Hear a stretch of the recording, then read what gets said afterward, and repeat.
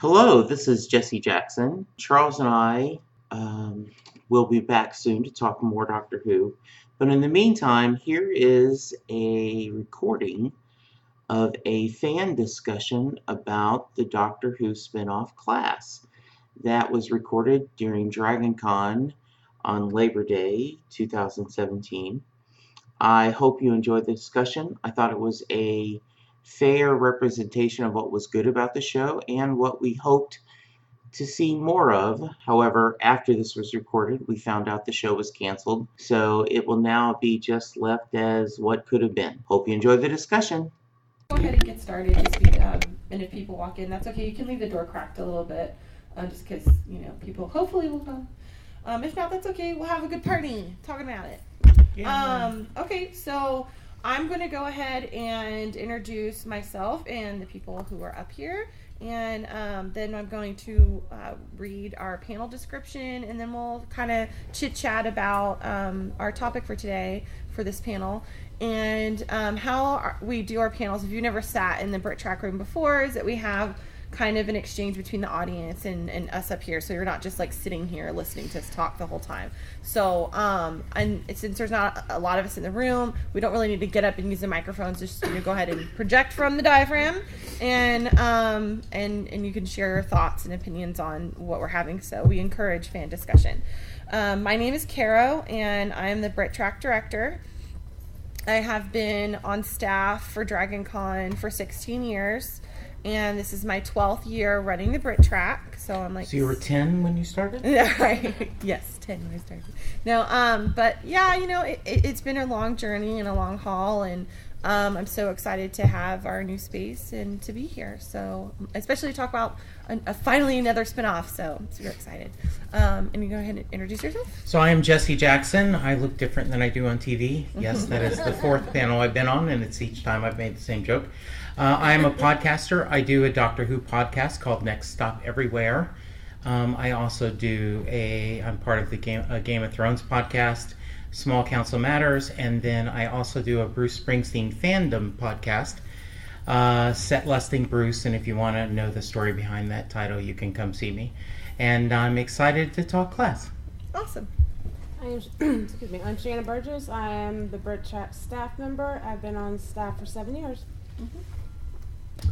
Hi, my name is Aaron Dunn. I was born in the UK, lifelong Doctor Who fan, and this is doing my math 25th DragonCon. Awesome. Woo woo. That's a long time to be here. Very nice. Awesome. So the title of this panel is Class, and the description is the first scripted Doctor Who spinoff in years has finally aired in the US, and it definitely left an impression with a cameo, several Easter eggs, and a surprise cliffhanger that makes us want more. Class is now in session.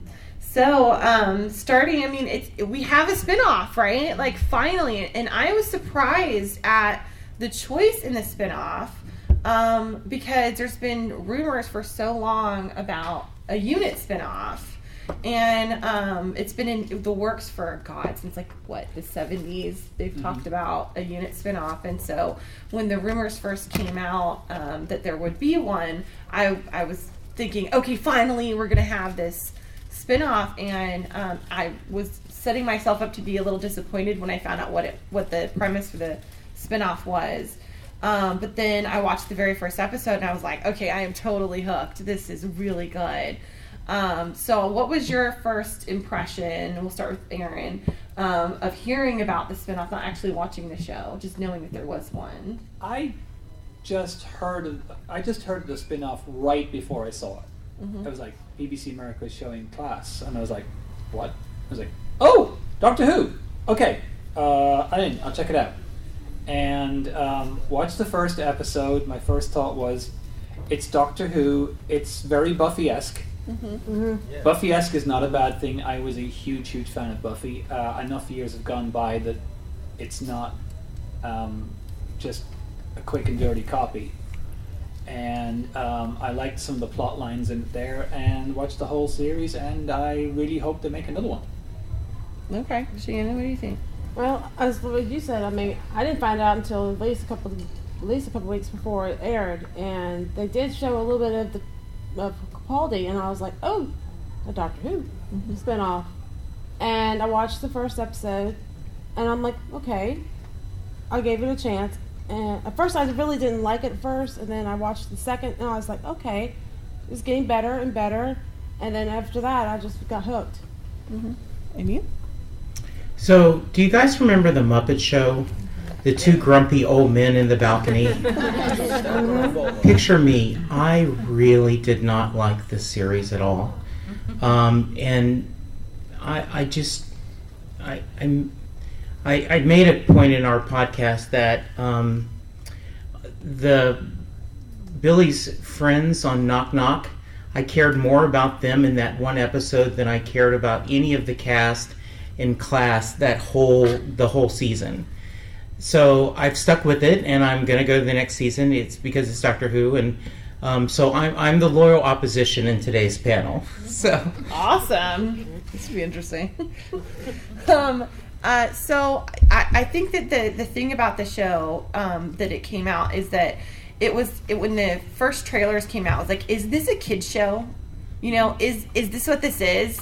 Is this just another like K9 and Company or Sarah Jane Adventures that we're going to go on this weird ride with? And so I was very skeptical in the very beginning. And there were points where, I was like, come on, really? And then there are other points where I was like, oh, okay, like that was a fun romp. But I kind of had to just like suspend after the first episode that this was a Doctor Who spinoff. It kind of lost that kind of framework a little bit for me. And I don't know if I appreciate the show because it is Buffy-esque, and I'm a huge Buffy fan. And it almost reminded me of a show called Hex. I don't know if anyone's seen that. Yes, it does. Yeah, but it kind of felt like that a little bit. And which is also in the vein of Buffy. So I think that for me, like it's like I rode a wave of like, right. I like it, but I don't like it, And it's like trying something that you don't want to eat for the first time. And I think part of my problem is that I so desperately wanted a, for lack of other words, real Doctor Who spinoff. And, we talked about, I have this fantasy that they bring back, Jamie, the actor who played Jamie, and his granddaughter becomes a companion. So I really thought it'd be interesting if we had a stronger connection to the Doctor, that besides the school, that maybe a former companion was a teacher or something, and dealt with the trauma of post-traumatic stress of no longer traveling with the Doctor. So I am going to rewatch it before season 2 and try to change, as you said, don't think of it as a Doctor Who spinoff, think of it as its own and see if it stands better with the second watching. To me, I think it kind of read almost like a teenage version of Torchwood. Yeah. We have the alien, Captain Jack. He has his boyfriend, Yonto. We have the footballer, Owen. We have the black girl. She was the Tosh, and the April is our Gwen. That's how I kind of read it, in a way. Okay. Now, I think that I think the show was not made for us, for the long-time older viewers. I think this is a show that's built to build on the audience for the Sarah Jane Adventures. And it's a couple of years since then. They're about 16, 17, 18 primarily. So this is something, hey, you love the Sarah Jane Adventures? Here's something more in your age group again. And I think that's what it was aiming to get, rather than, the codgers like me who've been watching Doctor Who for, dear God in heaven, 40 years. Wow. You might be right. Were you saying it has been renewed for a second season? It has not, as far as we know, Yeah. unless anybody knows difference. No, and it hasn't been announced yet. I know that it's on the list to be like the next go round, so probably will be sometime this fall. Yeah. When we'll actually know whether or not it'll be renewed. They usually put their renewals out in batches, so we'll probably know. Hopefully, maybe come November, December, whether or not it will actually be picked up again. And what's interesting is that to piggyback off of what you're saying, Aaron, about the show being put in place to fill the void that is Sarah Jane Adventures, but it's to me it's like not even appropriate for that age group. But how long ago was the Sarah Jane Adventures? Because we kind of forget, the number of years that the show's been off. I don't really know, but I know that it's probably been at least 7 years, right? Right. So it has been a while.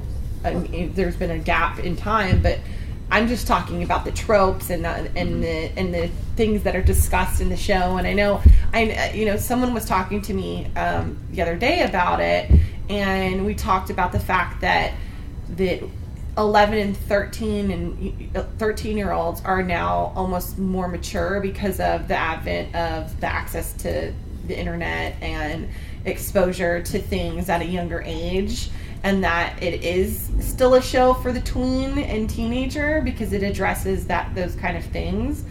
But at the same time, I'm like, I don't know. Like, I still think that the show doesn't have that innocence that the first episode, yes. The first episode, sure, it had the innocence and the family friendly, side to Doctor Who as well as Sarah Jane. But when you get into some of the other episodes, it's like, whoa, like they're getting caught like by the mom, and there's all these other things that they're dealing with that is interesting and is, I'd say, for an older teenager, maybe, if considering parental comfort, and to like, I'd say maybe in like your 20s, early 20s, 30s. I don't know. Like, I don't even know like how to describe it, but it's definitely not a show for kids in that way. That's what I respectfully submit is the audience that used to watch Sarah Jane,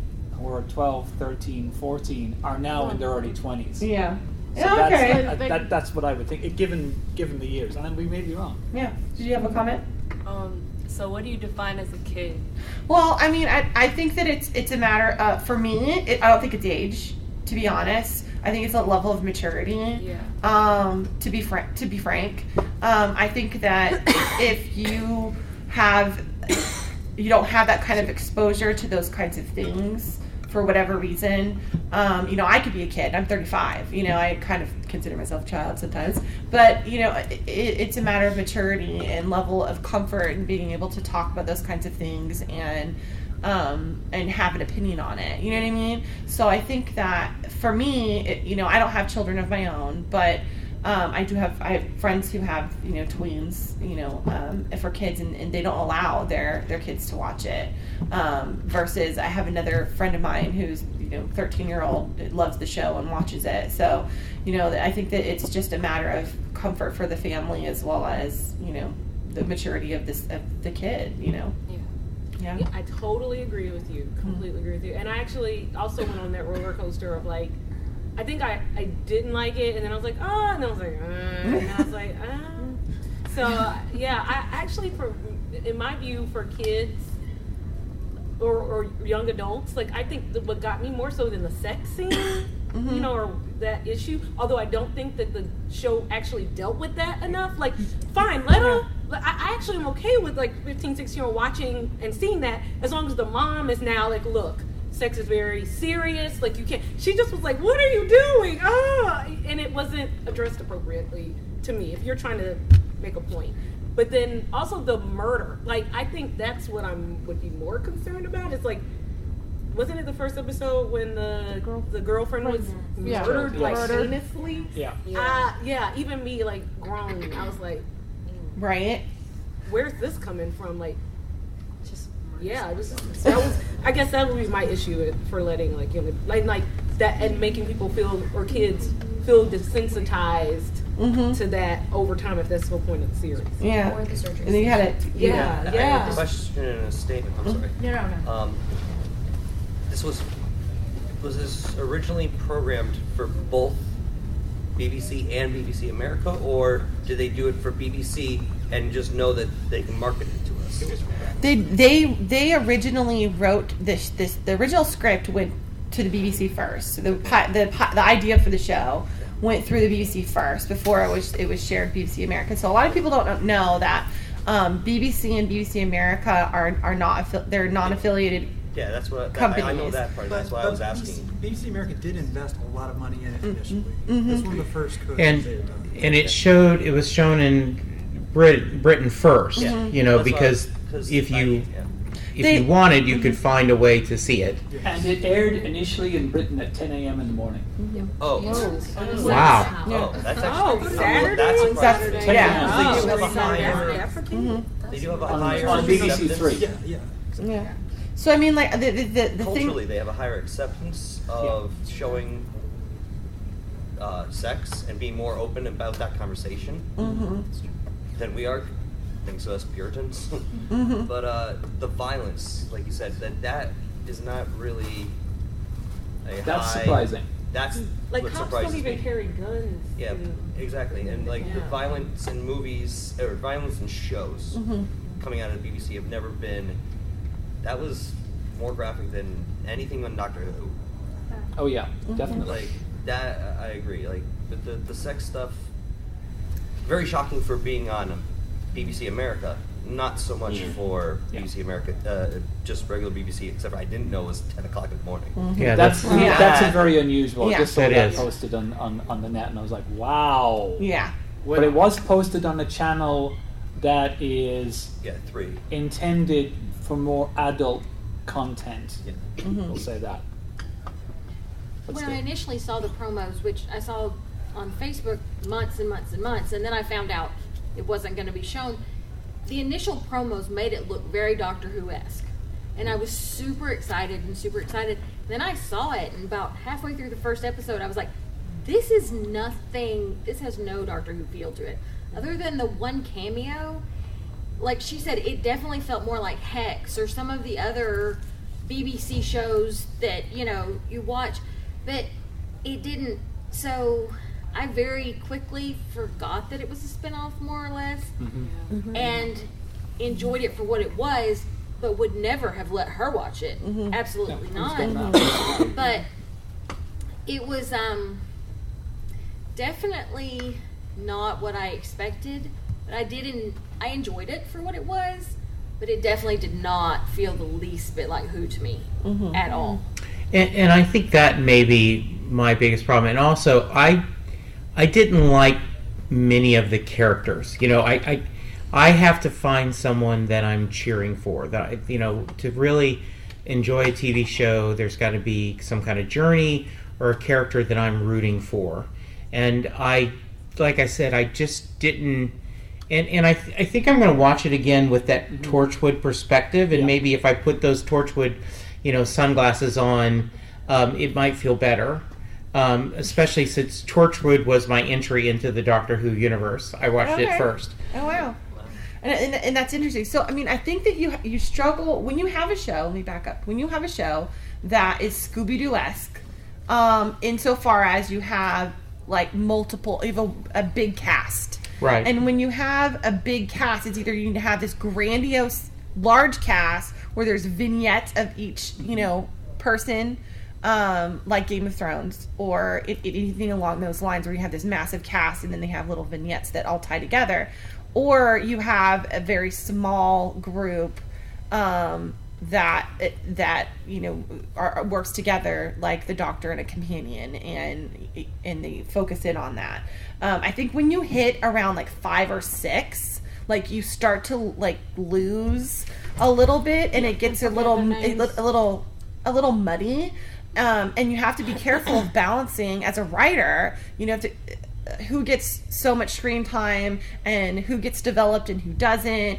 And I think that they tried to balance each character out like so much, like dip into each character all those episodes, and they just didn't have enough. It's almost like they wrote it to be longer and be more episodes, and then they kind of compacted it down into these individual ones, and And I think that we got too much of whoever, and they should have waited to tell a little bit more.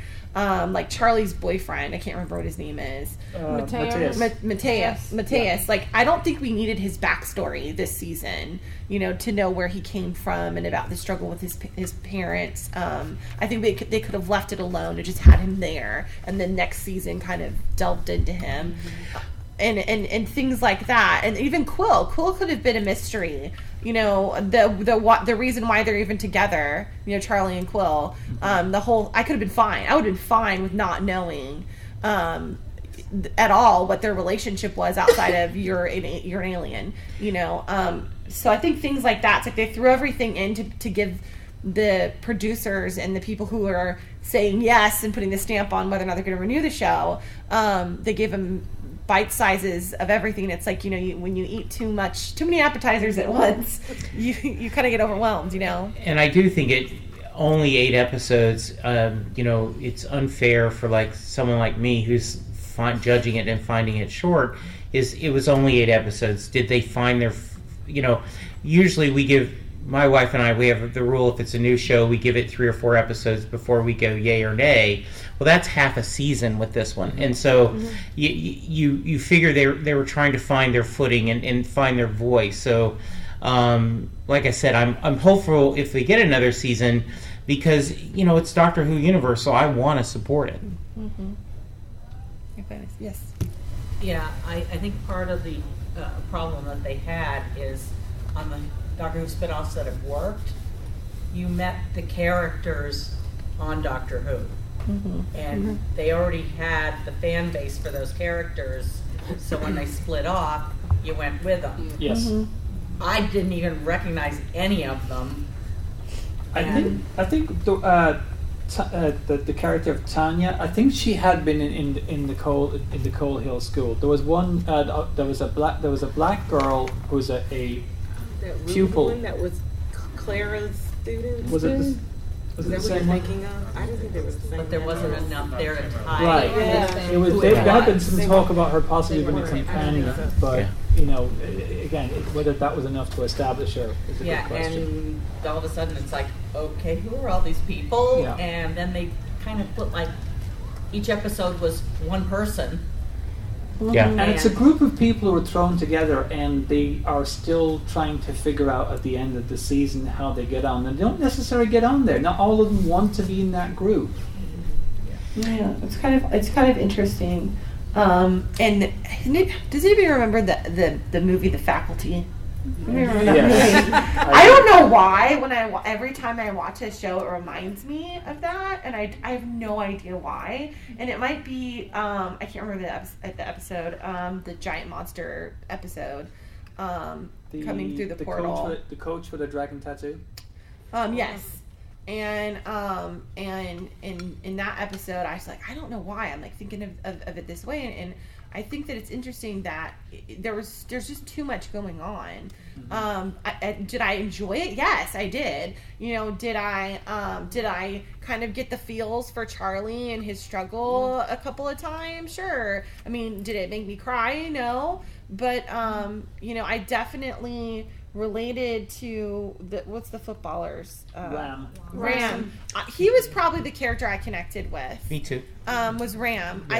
I thought the acting was really good. If he honestly had not been as good as he was, I don't think I would have continued to watch the show after, to be frank. Yeah. After like 4 or 5 episodes, and it took me the instant that his devastation and his girlfriend and the emotion that he had to evoke for that part and then carry it through, like that was consistent.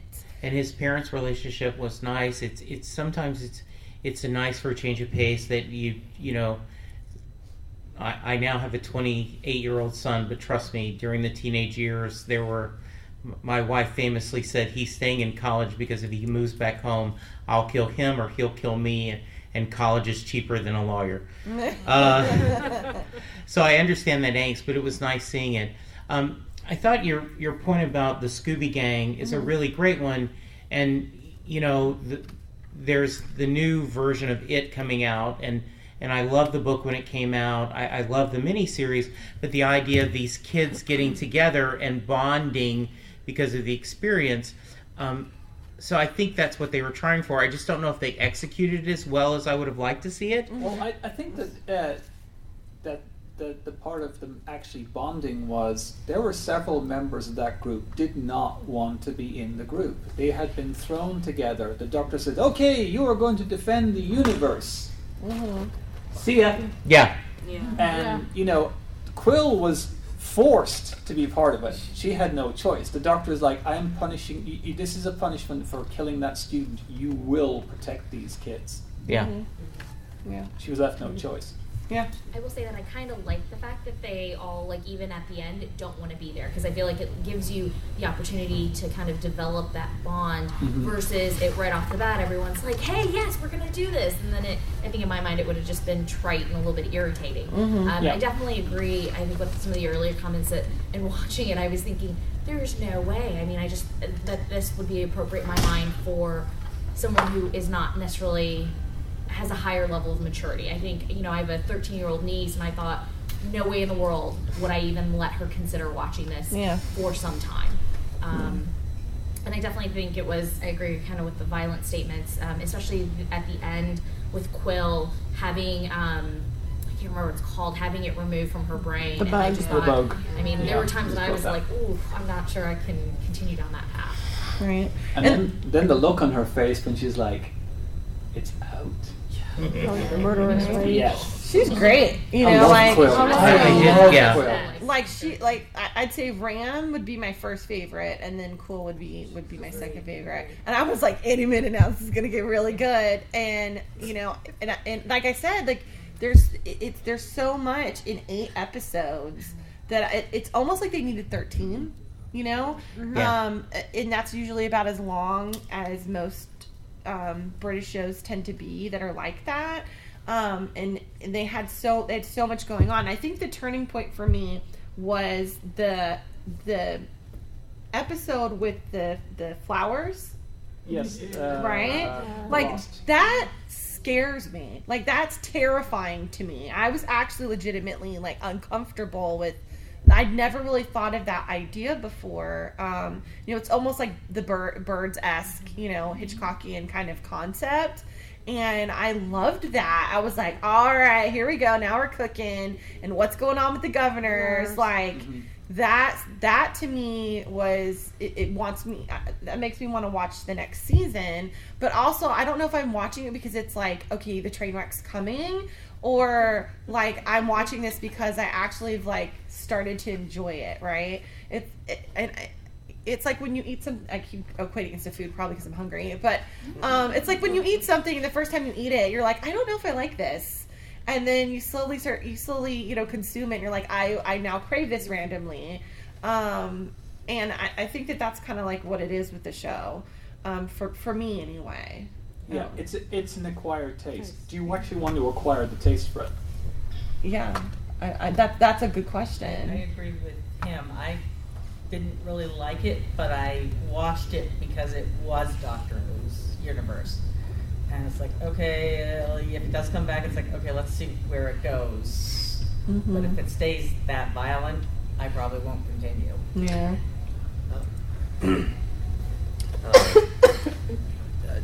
For everybody, doesn't it seems like every other episode was a mid-season or season finale, like what you were saying earlier, they compacted it. Is that a pretty decent? I'm asking right. No, I think that's a valid point. Yeah, I agree. Yeah. They could have extended some of the episodes over. I mean, they could have developed it. Like, for instance, the flowers, the flesh-eating flowers. I mean, that could have easily been, in my mind, 3 episodes. It's Bad Wolf. Right. Yes, exactly. They could have totally developed it, and I think it would have been great. I also just want to make the caveat that I binged it because I was watching Doctor Who, and I watched on my computer through BBC America, and so I kept seeing the ads for it, and I was like, I remember hearing about it at DragonCon last year, and so I binged all 8 in a sitting. Nice. And I think that's kind of why I liked it, because after a while, maybe it was just overload. So who binged it and who watched it every week? Because I watched it every week. I watched it every week. Okay. Binge. Because I wonder if the binging might make it work better because of the characters and getting to know. I don't know. Is that gonna? It's more like reading like all the Harry Yeah. Potters in rapid succession. Yeah. Right. I don't know. Did binging did make Charlie more likable? No. Okay. I found it very irritating. I'm feeling you. I'm feeling you. Yes. The little girl, the genius. She's very likable. and Tanya. Yes, she is Very very likable. likable. She's very likable. Yes. I wish that she was the linchpin of the show, like that she was the primary character. Yeah, agreed. And I hope that if the writers are smart, they'll do that. And I think that they'll be smart if they dedicate like 2 episodes back to back for a character as the lead. Yeah. And I think that was part of, again, that's part of the problem, is that every episode it was like, okay, now this person's in charge. Now this it's like, who's the We're main gonna focus on character this. of the show? They did a very good job with Tanya showing the frustration of a 14-year-old who's forced to spend her time with 17-year-olds, and she knows no matter what they say, no matter how friendly and how nice they are, they're going to look them down her as a kid. Yeah. Because it's one heck of a difference being 14 and 17 emotionally. You just, there's no way around that. And she's But smart, she's but more she's still mature than 14. they are. Yes. Like that's the thing. Like, I think it's not. I think it's the question of emotional intelligence versus actual intelligence. Right. You know, and maturity in that guys in that sense. You know, and in Detained, right, the detention episode, like we really get to see her shine, and I think that she's great, and I again, it's just like that episode that could have been a 2-parter, you know. I will say that one of the major letdowns for me for the show was the villains. Like, some of them I was like, this is terrible. Either it was the look or the fact that maybe they just didn't have enough big of a budget, or Like the Shadowkin, Yeah, right? the Shadowkin were, as we say back home, naff.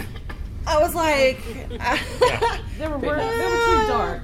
like, I love the idea, and I wish that they had, like, that's a villain you could have kept for like 2 seasons, you know, and just like revisited in different guise, and gone there, you know. You could have left it out for like 4 episodes, and I would have been completely fine with it. Which I think the problem was we would have like a Shadowkin episode and then one without, a Shadowkin episode, one without, and it kept doing that, you know. Yeah. I was just gonna say, I think that's really was the biggest problem. They tried to have too many monsters and too many bad guys, and it was like every episode it was something else instead of doing something to carry over. And then they could have built more into each character in their development as they had one foe and one thing to deal with. But it was just too much. There wasn't enough to just focus on and get behind and think, oh, they're trying to defeat blank. So again, Monster of the Week. Yeah, it was just too many. It's like suddenly all of these monsters are suddenly appearing. It's like they were on a hell now. I was waiting for Charlie to be like, uh-oh, Shaggy. Yeah. So, BBC America is pretty much on my TV on a daily basis. And so the build-up, waiting for it to come. And I found myself watching for sort of the Doctor Who pins. Like for where's the Doctor Who? I was so let down for the first few episodes. I was not happy with the amount of violence that there was. And I did see those small things, you know, the small, you know, the board with the old teachers on it, and there was pink, and there was so much, you know, little things. And then I get to the finale, and I'm like, what the hell just happened? And when do I get to find out more of what's going on? Yeah. So I feel Like, like they who's kind the of governors? left us just hanging there with no plan. It's like, here, catch us. Yeah. Nothing. Here, catch this. Nothing. Well, We'll get back to you. Right.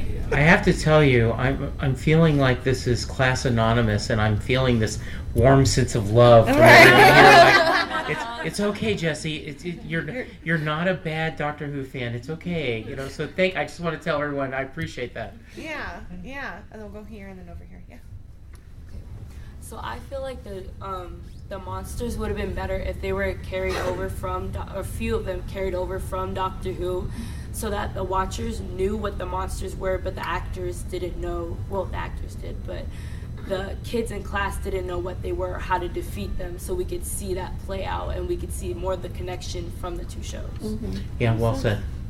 I think that's a great point, and I think that like the metaphysics engine thing was like the TARDIS, which I think it's like, what are you doing, dude? Like stop that. That was it was a weird episode. It was really hard to follow. It was well named. The metaphysical engine's like, what? And I loved the quill part in there. Like it was brilliant.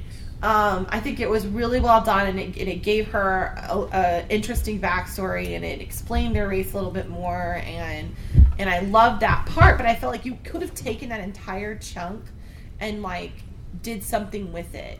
What is it, like I think it's called the Beast Below episode from Doctor Who. Yeah. That's what it reminded me of, and I was like, all right, like this is awesome and yummy, but I wish it would have been a full episode. So it's like moments like that, it's like you just kind of threw the kitchen sink in there, What? Well, at the very end of the last episode where we see the governors and the head mistress, whatever, she's like punished, and they turn and you see a weeping angel. That was surprising. Yeah. They only link to to the Doctor Who universe. Yeah, and I think that's a central theme. Like we had talked about on the podcast, how cool it would have been if we didn't want to do direct. What if you were children of former companions that kind of had this unique bond of that your parents have gone explore this, and you've always heard these stories, and then unfortunately we lost Danny Pink, but like him being a teacher or something on that, it would have been nice. Well, if you consider the whole thing about River Song having all her weird abilities and been basically a Time Lord because she was conceived in the vortex, well, if you walk away and you're drenched in that Arson energy, are your offspring going to be affected like that? Yeah. And I think you could have still, and it's easy to be a backseat, writer that's what fandom is, I guess, in a lot of ways it comes down to. So so we'll see what happens.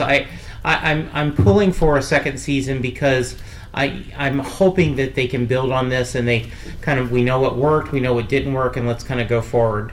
Mm-hmm. You had a comment? Yeah, I just wanted to totally agree with you on that. Totally love that idea and feel like you need to pitch it to someone. And the thing I was going to say too is April, I guess, that's the one we haven't really talked about, and they tried to make her the central character. I love April. Really? Because I thought she was a very weak character. And I actually grimaced every time they focused on her. I was like, this is the last character I want to learn about. I liked her statement that nice is not weak, nice is strong. That is good. I thought that was a very good standpoint. And it's like, yes, she's the girl that in the face of all the... I can use the term crap, I think. I just used it. The stuff that she was having to deal with and people threw her in the face and she ignored all the time, she still kept plowing on. And she, the stuff that she'd endured that a lot of people didn't know about, considering what her father tried to do to the family, it's like, she, as she said, a lot of therapy. I liked her. I like the transitions then to the warrior aspect. It's like, okay, I've been nice long enough. This is no longer time to be nice. Got the blades. But Sophie Hopkins, the actress that plays her, is one of the fastest rising actresses in the UK at the moment. She's been tagged for great things. So we'll see with her. Before they change anything else, improve anything else you guys are talking about, the theme song has got to go. To me, the opening sequence reminded me of the Musketeers. Yeah, totally. I first saw that, I'm like, wait a minute, is this just a revamp of the Musketeers? with a different soundtrack. It's got to be the same maybe the same production company made it, because it is very similar. It's kind of weird. You know, Demons. Has anybody seen the TV show Demons? It's another like teeny show, and it's got a more upbeat, like faster song, and check it out. It's kind of in the same vein of Class, it has a really great opening, and I agree with you on that. And it's one of those like I don't need all the like cut scenes of things, you know, as an opening. Like, and I think maybe that's just the Doctor Who fan in me, because I personally don't need their giant faces coming on the screen. Like, I'm okay with like the TARDIS flying around, or just there being an orbital whatever on the screen and the title and stuff like occurring. So I do agree with you on that one. I apologize. I don't remember which one of you said, and I think a couple of you did, but another thing that, as we pile on, one of the things that Doctor Who is, it's always about optimism, you know, positivity, and, you know, a fun quip here or there, and we did not get a lot of that positivity and that optimism, and I understand they're building the show, but I think that's part of it, is at least one of the reasons why I love the Doctor and watching the series so much, is that you know, the Doctor assumes he's going to win, right? And that optimism is the things that I like seeing. Yeah, and it's like almost every episode they're like, oh great, we're gonna die again, like, woo, let's do this. Yay. Like that's kind of how it feels. I think there is humor there, but it's very dark, and a lot of it comes from Quill. Yes. Yeah. Quill has the best throwaway, put down lines. I'm like, I've got to copy that. Right. Yeah, she does a great thing on that role, and this. She has no patience in doing this. It's nice. So, and you know, actually, I kind of understand her when Charlie, and like, I don't know if I'd want to protect Charlie either. Yeah, in the back. I don't know how you get a lot of humor and ease with teenage angst. Mm-hmm. It's like two very good point. I think it's funny because I think teenage angst is funny, but like that's just me. And not to like insult teenage angst in any way, but I think that as an adult looking back on like my teenage version of myself, I'm like, wow, you were really obnoxious, you know. And I think that it makes me giggle like a little bit and feel nostalgic, and I think that I get that from, you know, from April and from Ram, like being unsure to tell his dad about what's going on, and identify with that. And I really identified with that, you know. It's really hard to be an adult with your parents, you know.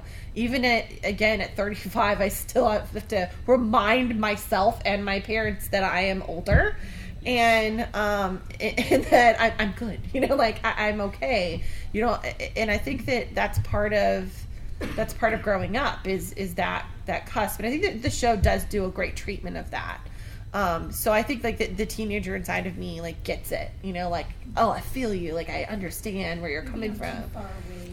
Yeah. Right, and I think that's part of it. It's kind of, it's either you.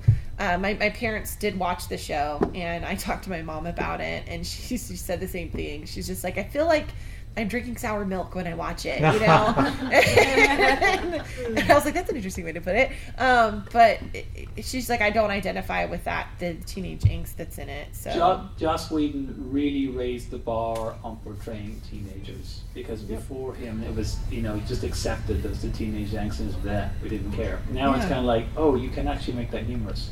And I do find April a little annoying. I am going to put this out there. Like, I do. Her angst, I just like, really?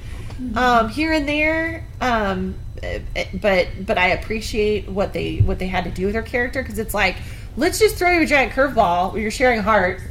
Congratulations. Yeah. Well, and then how are you going to deal with that? Yeah. You know? And also, like Rob Thomas on Veronica Mars, you know, they raise the bar and so there are great shows about this. So. You know, like I said, I hope they're going to find their voice. I'm pulling for them, and I agree. I love the idea of some not necessarily Cybermen or Daleks, but some other Doctor Who monsters showing up would be really cool. Maybe Silurians. That class trip to the Gloucestershire caves, it goes really bad. Yeah. Right. Something Yeah. like that. Or I was just going to say that I was kind of surprised to see that Moffat was the writer for it. I was wondering if it does get approved for a second season, the likelihood of Moffat continuing on it. actually, Moffat was not the writer. Oh, he wasn't. It was written and produced by a guy called Patrick Ness. And he's already announced, so he announced back in June of this year, that if the show gets renewed, he's not writing it. Which may be a good thing or maybe a bad thing. But it certainly means things will be different. I think it would be really cool if the show was treated the way Chibnall plans on treating Doctor Who, as having a writer's room treatment, which is a very different approach to writing shows. Previously Doctor Who has been either a writer's room as a show, or it's been like, hey, you're a great writer, write us an episode, along with the producers or whoever the lead writer is of the show doing the majority of it. So Chibnall has announced that he wants a writer's room and that he doesn't want his ideas to be the sole driving force. He wants it to be a collective experience of writing, crafting episodes. So it wouldn't surprise me if you saw 5 names on an episode that's written. I mean, of course we'll see probably a few directly written by him, but I think that it would be really neat if we had that kind of same treatment going on with Class. Totally agree. And I think that it needs to be 13 episodes. I think that it was a disservice to the fans, of the potential fans or of current fans. I mean, I'm a fan of it, that we didn't have 13. And I think that you could have taken out, vignettes that were throughout the whole thing and done it. But I think what's interesting is that we have bookends of Doctor Who, right? Because we have the Doctor in the first episode, and then we have the Weeping Angels at the end. I think it's kind of fascinating that the Governors can create them, and that kind of gives a whole nother view that I have on all of the Weeping Angels episodes and how that might tie in for story arc, and I'm interested to see how that would be treated and addressed, and I hope it's not a throwaway kind of thing, and moving forward I think that it's going to be really interesting to see what's going to happen. But we got to remember there was a lot of stuff happened in that season finale. I mean, we had several. Ram's father died. Tanya's mother died. Tanya's mother apparently was killed. Her brothers were almost killed. Yeah. So there's going to be a lot. Whatever happens, it's like those characters are not going to be the same when we open up. There's going to be some serious changes going on there if they want to do proper April's the service. Shadow King body now. And April's the Shadow King body now. Yes, that's going to be kind of hard to pass. Yeah.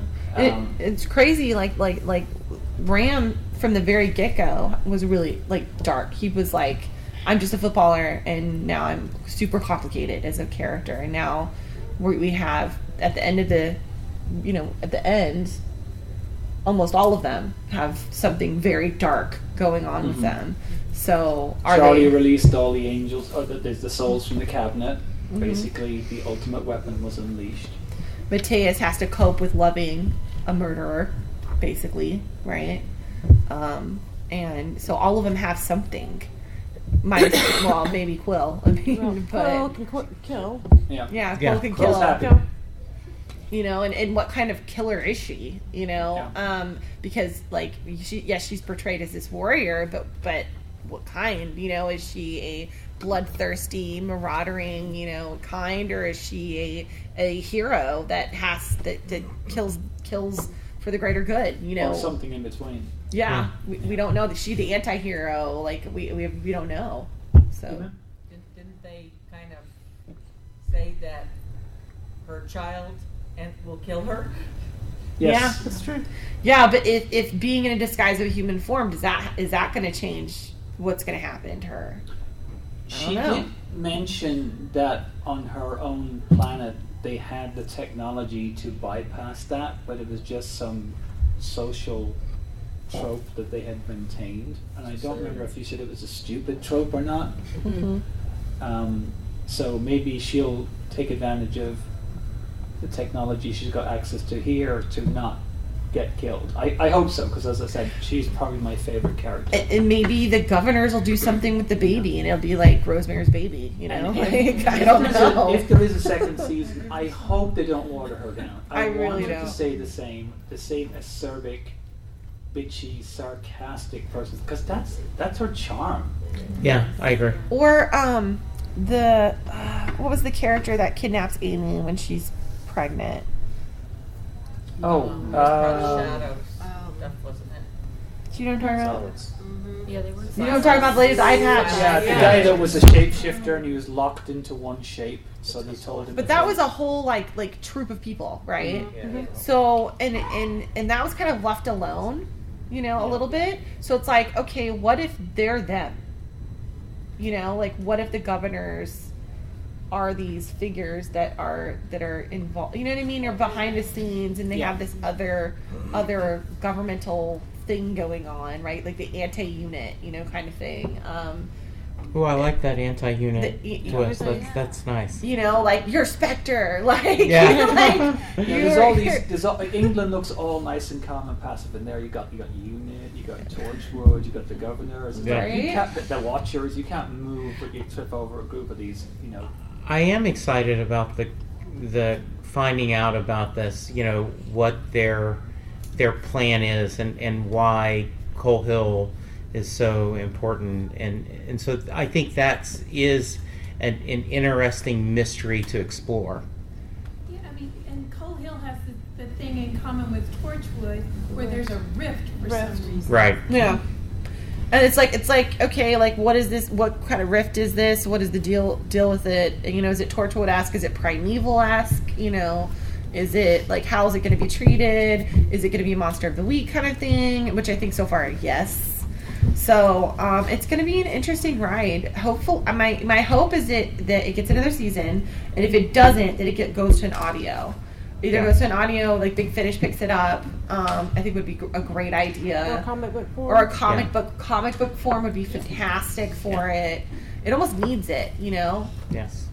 Or even like if they did a comic book like in between every episode. Yes. Would be really cool. Very cool. Yeah. Like they did Heroes. Right. So it's pretty interesting as far as all of that's concerned. So I think that moving forward, we'll be surprised at what we're going to be faced with. I really don't like Charlie. I wish I did. I want to like him. Like I want to, but I don't.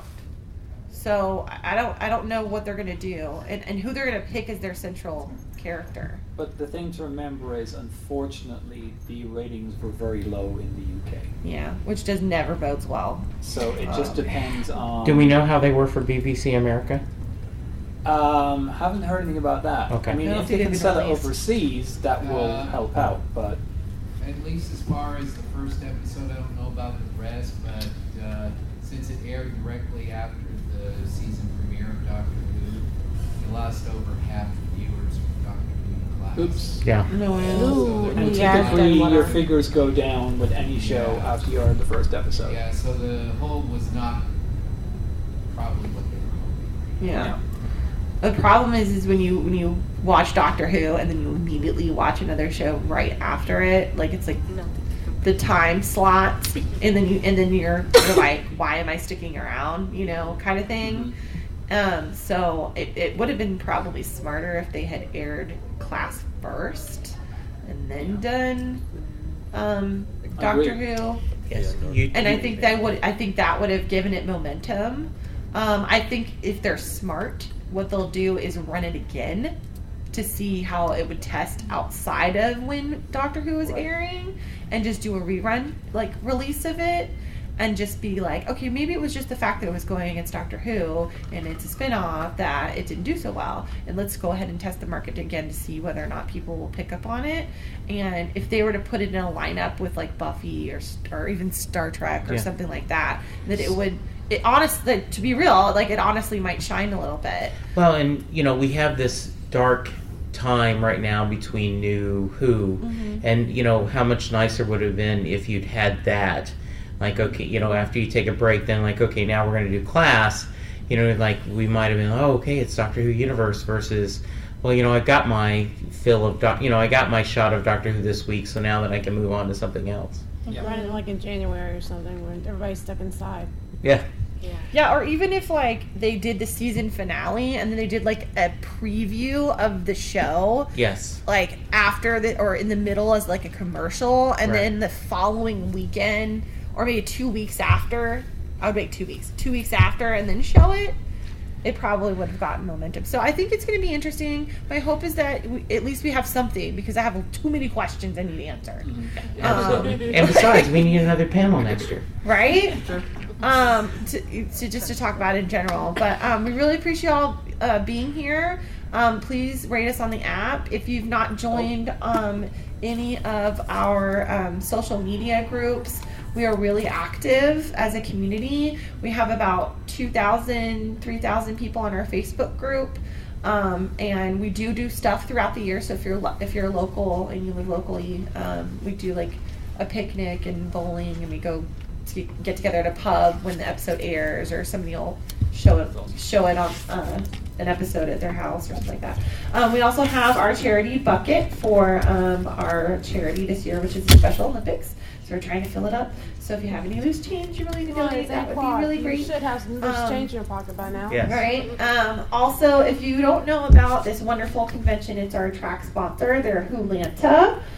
They are a local Doctor Who convention. It's super fun. This year they have Louise Jameson and Rachel, I can never say her last name. I want to say it's Kalali, but I suspect that's wrong. Yeah. And they have their cards are up front, and they're also selling memberships for a discounted price of $40 this weekend. So it's a really great opportunity, and it's a lot of fun. And nice intimate panels like this. More laid back. Easygoing. Family friendly. Yes. Yeah. Super family friendly, and the hotel is like super cheap. Yeah. It's nice. It's not like cheap. Like it's really nice, and they're good folks. So. And I'd love for you guys, I have a card up here from Next Stop Everywhere. We are going through a series of we are visiting regeneration episodes between now, so we are going through Classic Doctor's Regeneration. We just did the Master Trilogy, so I'd love to get a couple of new listeners and let you know what you think. So cards up here if you're interested in checking it out. And thank you so much for having us on there. And thank you guys. You guys were absolutely wonderful. All right, have a good one. Be safe and have lots of fun in the last major time. Thank you. Thank you. Thank you. Yeah. That's up. Thank you very much. Appreciate it. Thank you. Our charity appreciates it. Thank you. Thanks. Thank you. It's a beautiful mailing. Thank you very much. Thank you. Excellent. Okay. I took pictures of her. I appreciate it. Thank you. I love your hair too. I took pictures of it and posted it. Thank you. That was fun. Yeah, it was lots of fun. I've noticed that. What? I've noticed that you haven't really just went one style and that's it. That's it. I just put it up. So is this you?